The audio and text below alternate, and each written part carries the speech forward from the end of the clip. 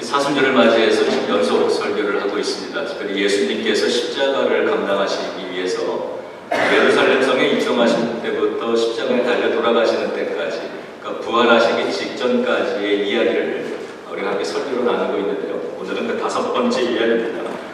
오늘 읽은 성경 본문처럼 예수님은 십자가에 못 박히시게 됩니다.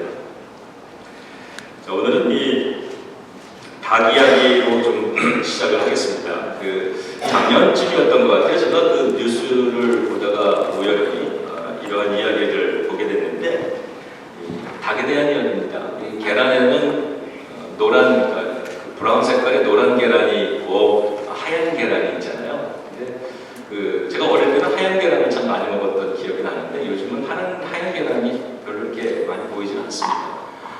사실은 계란의 색깔이 다른 이유는 닭의 종자가 다르기 때문이라고 합니다. 그리고 뭐 영양가나 이런 거는 똑같고요. 근데 사람들은 하얀 계란보다 이 브라운 색깔의 계란이 더 좋은 거다, 이런 그런 생각들을 하기 때문에 소비자들이 많이 찾는 그 브라운 달걀을 낳는 닭들을 많이 키우기 시작을 한 겁니다. 그러다가 보니까 이 하얀 계란을 낳는 닭들은 점점 숫자가 줄어들어서 요즘은 별로 그 닭들이 없다고 합니다. 제가 지난 주간에 그 페이스북을 통해서 읽은 이야기인데요. 같은 닭에 대한 이야기입니다. 이 닭이 알을 낳는데 종자에 따라서 어떤 것은 하루에, 그러니까 매일같이 계란을 낳는 닭이 있고요. 그리고 이틀, 사흘에 한 번씩 알을 낳는 닭이 있다고 합니다. 그런데 당연히 이 사육을 하는 이런 농가의 입장에서는 매일 알을 낳는 닭이 유익한 것이기 때문에 그 하루에 한 번씩 알을 낳는 닭만 집중적으로 사육을 했대요. 그러다가 보니까 3일에 이틀에 한 번씩 알을 낳는 닭들은 사라졌다고 합니다. 덕분에 매일같이 이 달걀을 생산을 하니까 그 이익도 많아지고 알이 많아진다는 것은 닭의 숫자도 많아진다는 거 아니겠습니까?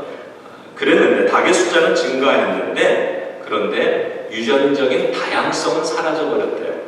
근데 이게 시간이 지나가면서 닭의 생존에 악영향이 끼치게 되는 그러한 일들이 나타난다고 합니다. 예를 들면은 매일 알을 낳는 유전자에 치명적인 어떤 바이러스 하나가 생기게 되면, 그러면 예를 들면 조류독감 같은 거죠.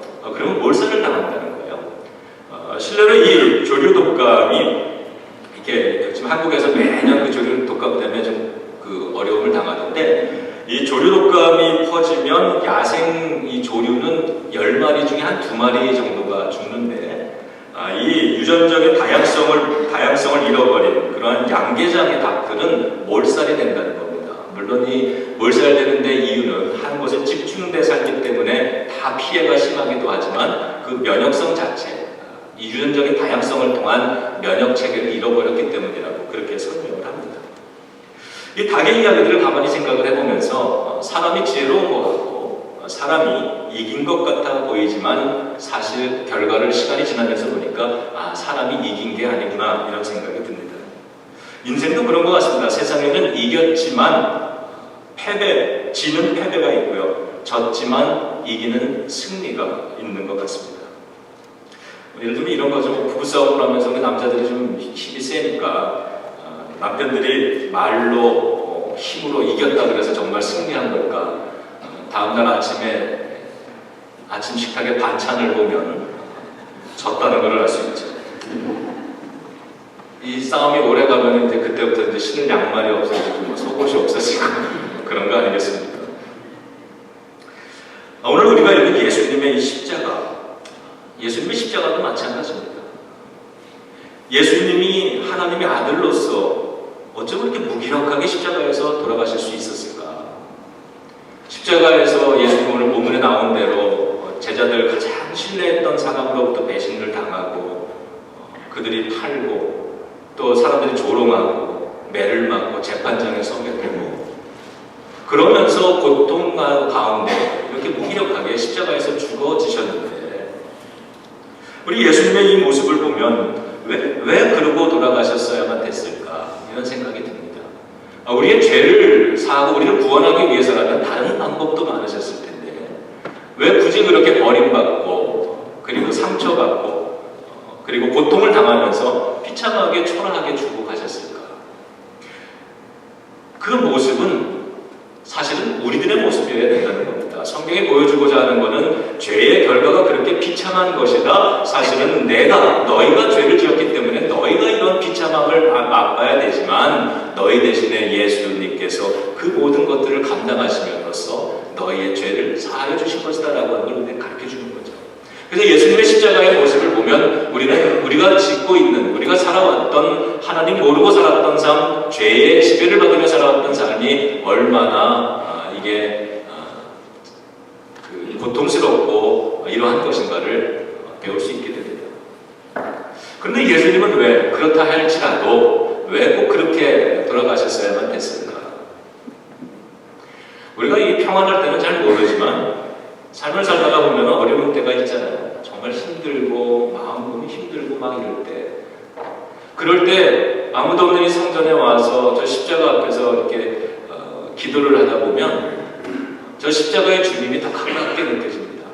주님이 나를 아시고 나의 아픔을 알고 나의 피 흘림을 알고 나의 절망을 알고 그렇게 예수님이 당신의 피 묻은 고통받은 그 마음으로 나의 마음을 어루만져 주고 주님의 그 피 묻은 그 손으로 나의 피 묻은 곳을 닦아주시는 그러한 은혜를 경험하는 거죠. 주님은 여러분의 고통과 여러분의 염려와 여러분의 상처들을 주님은 아시는 거예요.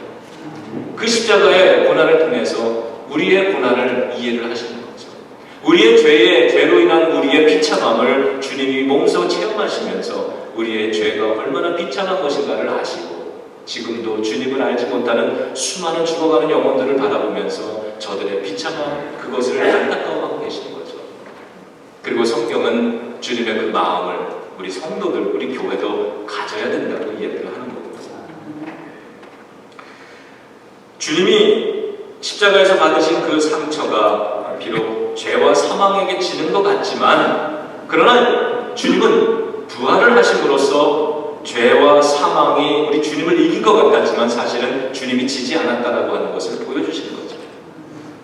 예수님의 그 상처를 통해서 고통받음을 통해서 오늘 내 안에 있는 상처를 주님이 치유해 주시는 이러한 십자가의 능력, 그것을 주님도 구약의 말씀을 인용하셨지만 내가 채찍에 맞음으로 너희가 나음을 입었다. 우리 주님이 우리의 상처를 아시는 거죠. 주님은 힘이 없어서 당하신 것이 아니라 주님은 이기시기 위해서 그렇게 십자가를 짊어지셨다는 것을 우리가 오늘 본문도 마찬가지입니다. 26절이 어떻게 시작이 돼요? 그들이 예수를 끌고 갈 때 이렇게 시작이 됐습니다. 유대교 지도자들이 예수님을 체포하더니 재판정에 세우더니 결국은 원하는 대로 사형 선고를 받아내고 지금은 십자가의 형틀을 짊어지게 하고 골고다 언덕, 해골의 언덕을 향해서 올라가게 하는 거죠. 그 장면이죠. 그래서 그들이 예수를 끌고 갈 때 그랬어요. 이 예수님을 끌고 가는 이 모습만 보면 유대교 지도자들의 힘이 예수님을 이겼다라고 그렇게 느껴집니다. 참 아이러니하죠.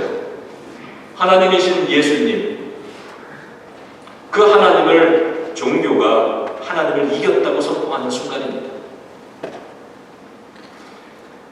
예수가 끌려갑니다. 유대교 지도자들이 이긴 것 같습니다. 그들의 힘이 더 강한 것 같습니다. 그 뒷부분을 보면 그러한 때에 구레네 사람 시몬 그곳을 구경한다. 저 시골에서 올라온 구레네 시몬이라는 사람이 사람을 붙들어서 그에게 십자가를 지고 예수를 따르게 하더라. 이렇게 얘기합니다. 이 구레네 시몬이라는 사람은 시골에서 용무가 있어서 올라왔겠죠. 예수님과 상관 있는 사람은 아닙니다. 우연히 예수님이 그렇게 십자가를 짊어지고 가는 것을 구경하기 위해서 길에 사람들이 많이 모여있는 그 자리에 우연히 서 있었는데 아무 잘못도 없는 시민을 재판도 거치지 않고 거기에 있는 군인들이 데려다가 무작정 이 십자가를 예수 대신 짊어지고 가라고 시키는 겁니다. 오늘 같은 민주사회에 있을 수 없는 일이죠. 그런데 이 모습을 보면 그들이 가진 힘이 대단하구나라고 하는 걸 알 수 있습니다. 그들은 이런 힘을 가지고 있다는 겁니다. 여전히 이기는 것 같아 보입니다. 그러나 성경이 오늘 우리들에게 보여주고자 하는 것은 정말 그럴까라고 하는 질문입니다. 그들이 예수를 끌고 가고 십자가를 짊어지게 하고 길에 서 있던 그러한 한 시민을, 무고한 시민을 예수를 대신해서 한동안 십자가를 대신 짊어지고 걸어가게 그렇게 강압적으로 십자가를 짊어지게 하는 그러한 힘이 그들에게 있었고, 예수는 힘없이 붙들려가고 그들이 이긴 것 같은데 정말 그럴까라고 하는 걸 우리들에게 보여주는 거죠. 세상의 힘이 하나님의 힘을 이길 수 있을까? 없다는 겁니다. 성경 속에 많은 사람들의 이야기가 나오는데 그 사람들의 공통점은 자신들의 인생을 살아가면서 바로 이 고백을 하는 거죠. 인생 살다 보면 어려운 일도 만나는 거 아닙니까? 절망적인 것도 만나고 때로는 성공할 때도 있지만 실패도 하면서 사는 거죠. 이러한 순간에 정말 절망적인 순간, 나의 힘으로 어찌할 수 없는 이런 어떤 운명의 장난을 갖고 인생의 그 무거운 짐들이 나를 다 이기는 것 같은 그러한 때에 그러한 순간을 지내보니까 그게 나를 이기는 게 아니더라라고 하는 거죠. 그 속에 하나님의 더 크신 힘이 나를 붙들고 나를 도우시고 나를 살려주시더라라고 하는 그 고백이 성경 속에 쓰여 있는 거죠. 몇 가지를 한번 나눠보면 시편 46장에 이런 이야기가 있습니다. 하나님은 우리의 피난처시요 힘이시니 환난 중에 만날 큰 도움이시라고 했습니다. 인생의 환난을 경험했던 어떤 사람이 그 속에서 그 시기를 거쳐가면서 그가 경험한 것은 그 속에 도우시는 하나님의 힘이 있더라라고 하는 거죠. 에베소서 6장에 보면 너희가 주 안에서와 그의 힘으로 강건하게 된지라 이렇게 얘기했어요. 나의 인생의 강건함은 어디서 온다는 거예요? 주님의 힘으로부터 온다는 겁니다. 인생 살아보니까 힘든 일 만나고 절망의 순간도 만나는데 그러면서 깨닫는 게 바로 하나님이 나의 힘이시다라고 하는 이 고백. 이 고백이 저와 여러분들 우리들의 고백이기도 바랍니다. 구레네 시몬에게 억지로 십자가를 지고 얼마간 예수님을 따라가게 했습니다. 강제로 시키는 자가 힘이 있어 보이고 그 강제로 시키는 자의 힘이 이 상황을 이끌어 가는 듯 보입니다. 그런데 성경이 말하는 건 그게 아닌 거죠.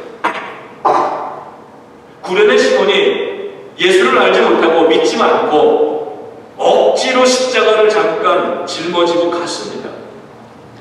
그런데 성경에 진행돼가는 이야기를 읽어보니까 구레네 시몬은 그 이후에 그와 그의 가정이 예수를 영접하고 초대교회, 가정교회 지도자가 되었더라라고 합니다. 마가복음 15장에는 이 장면을, 이 십자가를 강제로 짊어지는 이 구레네 시몬에 대해서 이런 언급을 합니다. 그는 알렉산더와 루포의 아버지였다. 구레네에서 온 시몬이다 이렇게 얘기를 합니다. 그럼 보통 성경의 전통은요, 아버지를 이야기하면서 누구의 아들 아무개를 이야기를 하는데 이건 거꾸로예요. 누구의 아들 아무개 아버지, 알렉산더와 루포의 아버지 구레네 시몬이다라고 해요. 왜 굳이 이 앞에 설명을 하는데 알렉산더와 루포라고 하는 이 아들들의 이름을 굳이 이렇게 썼을까? 우리는 잘 모르지만요, 이 초대교회 시대에 이 성경의 말씀을 읽는 사람들에게는 루포가 누구나 다 잘 아는, 이해할 수 있는 인물이었기 때문이죠. 바울은 로마서 16장에서 이렇게 얘기합니다. 주 안에서 택하심을 입은 루포와 그의 어머니에게 문안하라. 그의 어머니는 곧 나의 어머니다. 이 루포의 어머니라고 하면 이 사람은 누구예요? 구레네 시몬의 아내겠죠. 교회에 존경받는 어머니, 이 주의 종을 잘 섬기던 그러한 어머니, 그래서 루포의 어머니는 곧 나의 어머니라고 말합니다. 이러한 가정이 이렇게 변화되었다라고 합니다. 군인들의 힘이 강제적으로 이 사람을 십자가를 억지로 짊어지게 하는 그런 힘, 그런 상황을 이끌어가고 이기는 힘은 바로 그들에게 있는 것 같았지만 성경이 보여주는 건 그렇겠느냐라고 하는 거예요. 하나님이 그 속에서 역사에서 가정을 구원을 하시고 이끌어가시는 하나님의 힘이 더 크다라고 하는 사실을 우리에게 가르쳐주는 거죠. 성경이 이것을 말하고 있다면 우리들의 인생은 우리들에게 무엇을 말합니까? 우리들의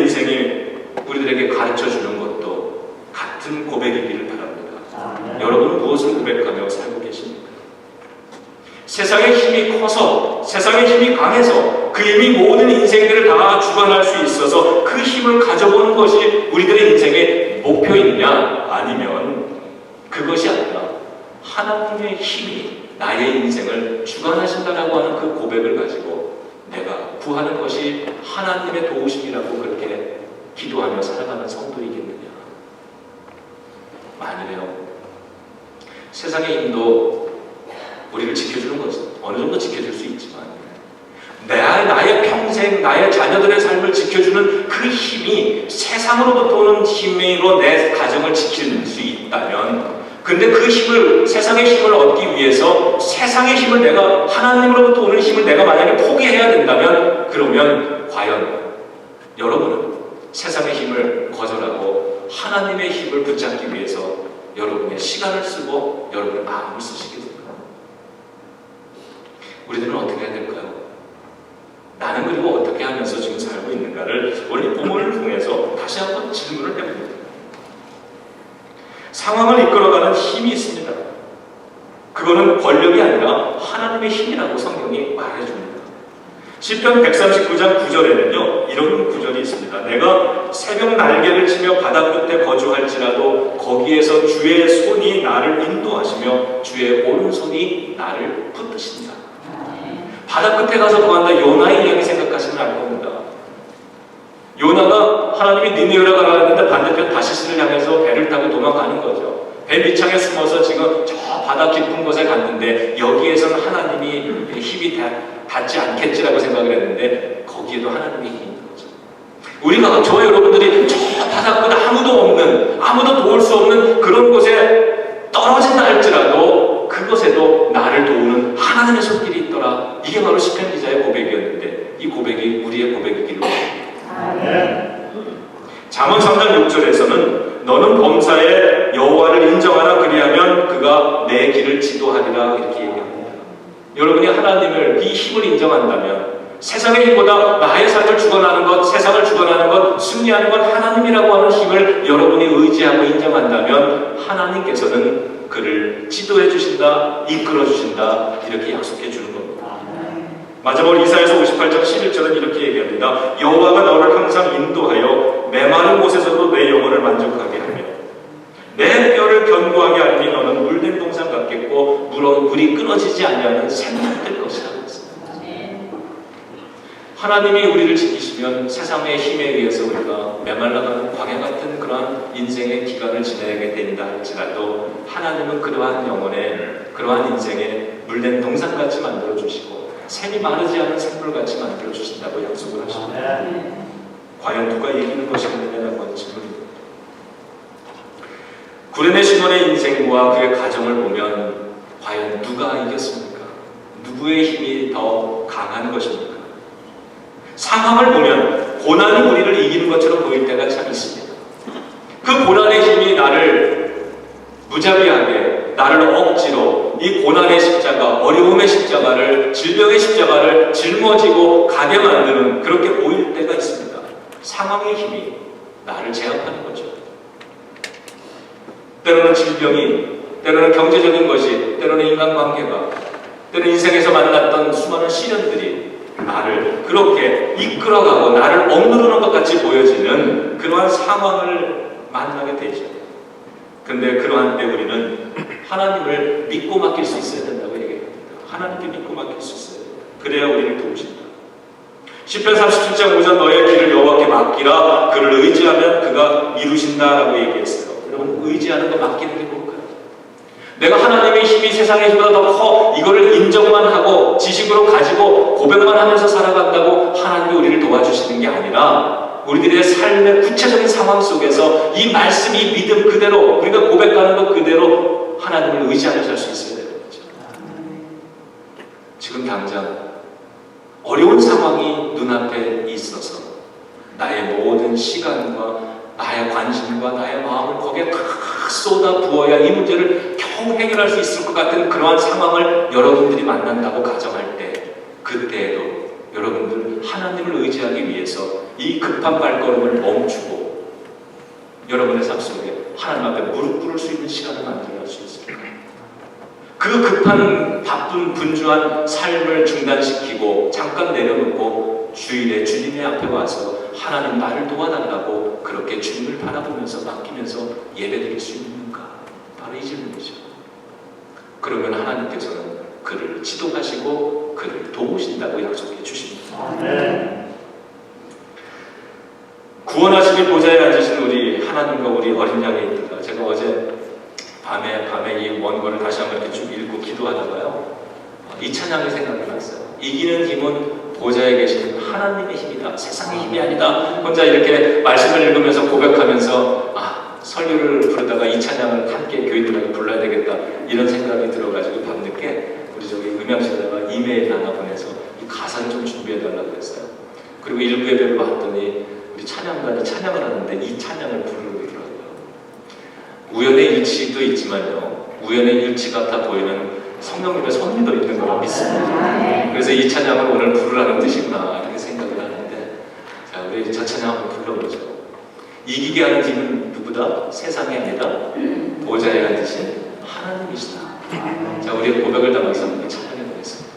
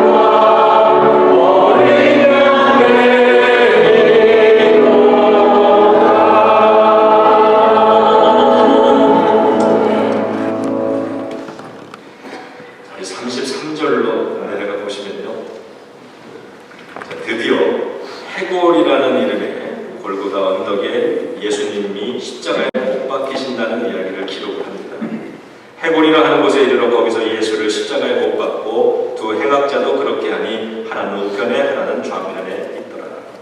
예수님을 범죄자 취급하는 거죠. 종교 지도자들의 완전한 승리로 보여지는 순간입니다. 이제 예수님이 십자가에 못 박히셨어요. 이젠 다 끝난 듯 보여집니다.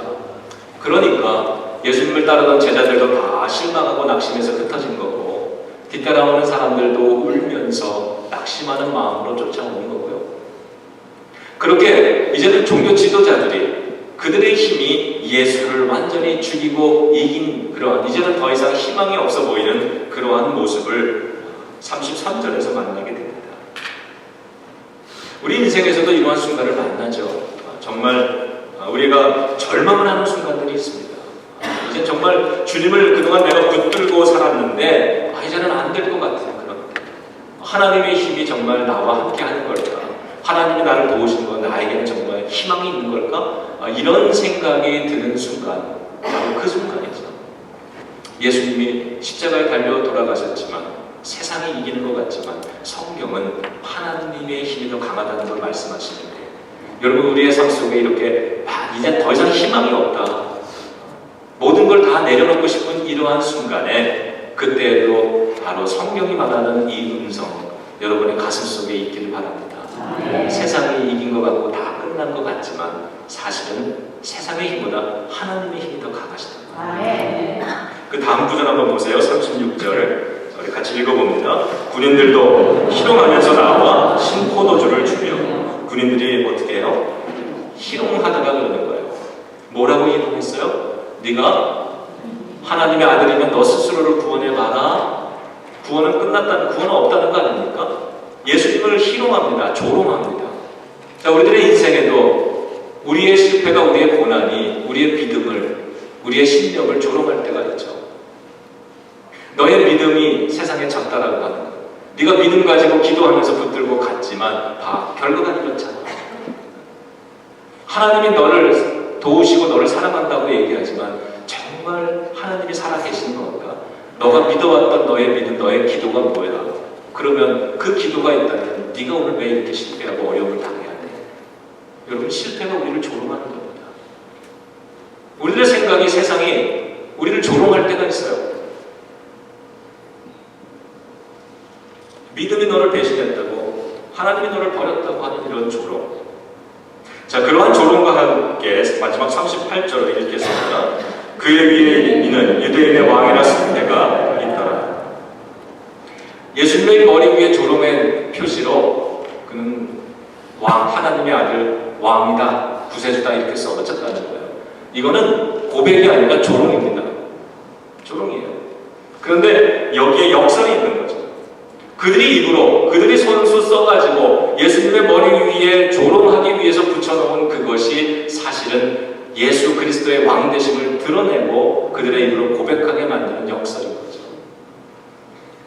7배나 뜨거운 푸른불 같은 그러한 고난이 나의 삶을 덮칠 때, 그래서 그들의 힘이, 세상의 힘이 나를 다 제압하는 것처럼, 하나님의 힘을 이기는 것처럼 더 강하게 7배나 뜨거운 그러한 고난의 힘으로 나를 닥쳐올 때 그들이 이긴 것 같지만, 그러나 그 풀무불 속에서 하나님은 하나님의 자녀들을 도우신 것처럼 나의 삶을 도우시는 거 아닙니까? 그래서 지나고 나면 7배나 뜨거운 풀무불보다 하나님의 은혜가 더 컸다고 하는 것, 하나님의 힘이 더 컸다고 하는 것을 경험하게 합니다.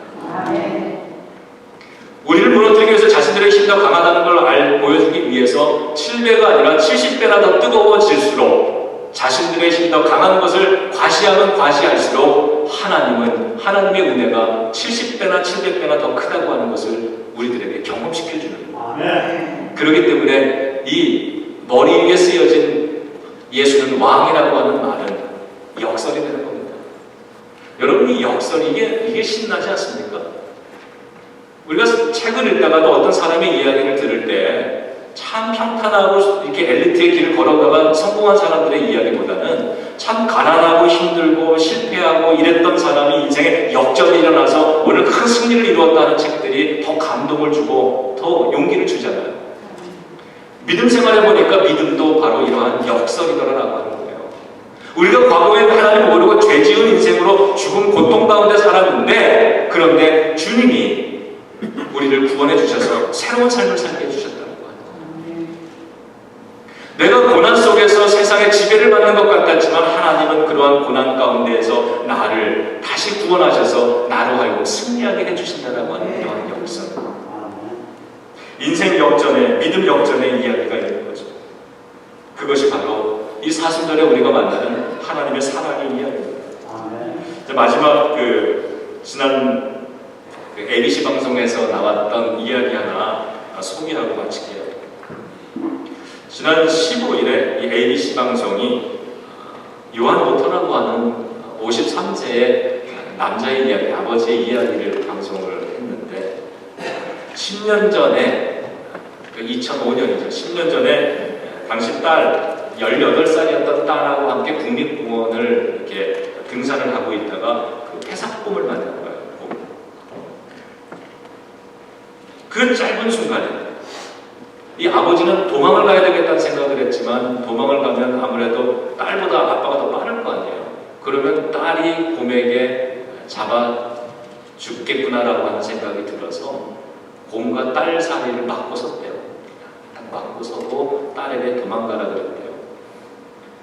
이 성난 곰이 어떻게 해볼 여를도 없이 이 아버지를 덮쳐서 핥히고 물어뜯기 시작하는데 이 머리가 다 깨지고요. 뭐 이루 말하 목과 척추가 다 부서지고 28군데나 부상을 당해서, 그리고 그 딸도 곰의 공격을 받았지만 다행히 죽지는 않았다는데 사진 있어요? 사진? 얼굴에 좀 흉터가 있던데, 다행히 주변 등산객들의 도움을 받아서 병원으로 옮겨져 가지고요, 정말 생사를 넘나드는 그러한 수술을 거쳐 가지고 저렇게 생존을 했대요. 딸은 현재 콜롬비아 의과대학 4학년에 재학 중이라고 합니다. 딸이 이런 이야기를 합니다. 곰을 맞닥뜨린 순간 나는 죽는 줄 알았어요. 하지만 아빠 덕분에 새 인생을 살고 있어요.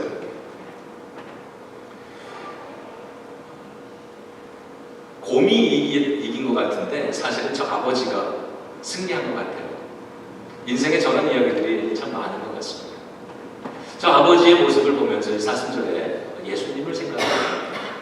예수님이 십자가 그 앞에서, 죄와 사망 앞에서, 그 죄와 사망이라고 하는 회색 꿈 앞에서 십자가로서 우리를 막고 섰던, 그래서 우리가 예수님으로 인해서 내가 세상을 살게 됐어요라고 하는 저 딸의 고백이 우리들의 고백이 아니겠는가. 여러분, 세상에는 그런 것 같습니다. 이기는 것과 승리하는 것이 항상 똑같은 것 같지는 않습니다. 이겼지만 패배하는 경우가 있고요, 진 것 같지만 승리하는 인생이 있습니다. 하나님이 우리에게 가르쳐주는 인생은 승리하는 인생입니다. 저와 여러분들, 이 사랑으로 승리하는 그러한